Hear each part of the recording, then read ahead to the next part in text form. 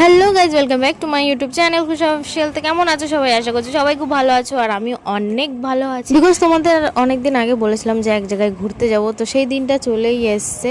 কালকে আমরা যাব ঘুরতে। ওইদিকে মা ব্যাগ গোছাচ্ছে, আর এদিকে আমি ব্লাউজ এখনও কমপ্লিট করে উঠতে পারিনি।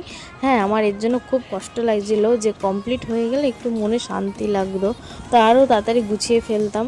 রাত বাজে তখন 10টা, তো তখন মা ব্যাগ গোছাচ্ছিল আর আমি ওইদিকে ব্লাউজ করছিলাম। ভাবছিলাম যে কি করে কমপ্লিট করব ব্লাউজগুলো। তো সেইভাবে আমি অনেকটা চিন্তিত ছিলাম, আর মনের মধ্যে একটা আনন্দও ছিল ঘুরতে যাওয়ার। তো তখন বাজে হচ্ছে 12টা। এই যে আমার মুখের অবস্থাটা জাস্ট দেখতে পাচ্ছ, খুবই খারাপ অবস্থা মুখের।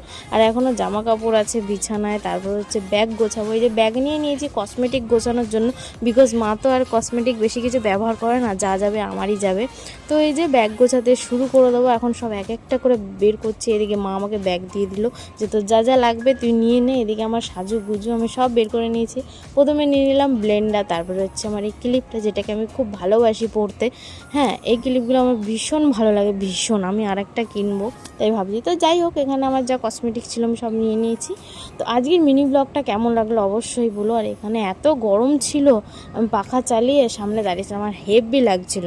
তো ব্লগটা কেমন লাগছিলো অবশ্যই বলো। ঘুমাতে ঘুমাতে তো 1টা বেজে গেছে। তো চলো আজকের মতন tata, bye bye, good night.